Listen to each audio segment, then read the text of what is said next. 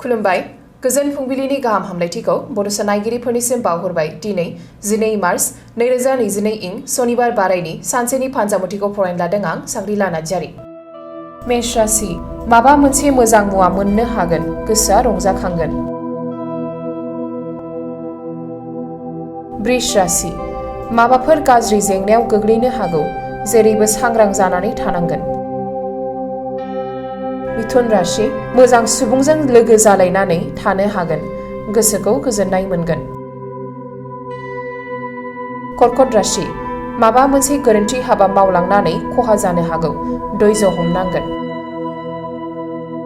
सिंह राशि जेखि मावा गोजोननाय मोननो हागोन मोजां सान। कन्या राशि जेरावबो देरहासार जानो हागोन बयजोंबो अनसायजानो मोनगोन। तुला राशि जेंना जेंसि थानाया जोबस्रांनाय नङा गोसो हमथानानै सोलिनांगोन।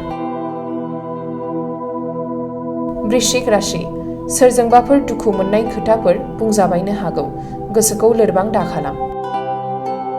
धनु राशि गोसोआव माखौबा मोननो लुगैनाया बांगोन गोसो हमथानानै सोलिनांगोन।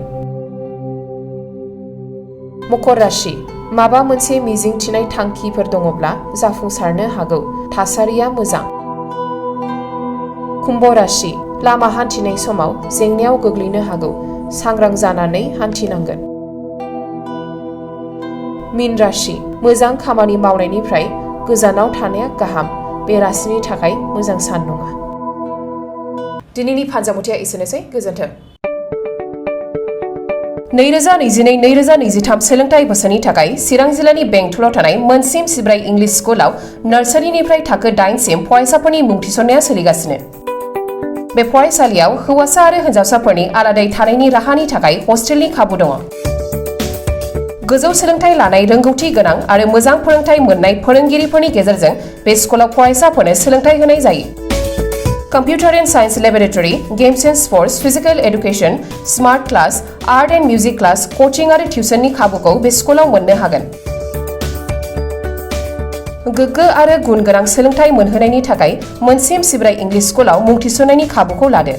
आबुङै मिथिनो थाखाय 995485252 94357 59226 आरो 60018 99387 मबाइल नाम्बाराव फोनांजाब खालामनो हागोन।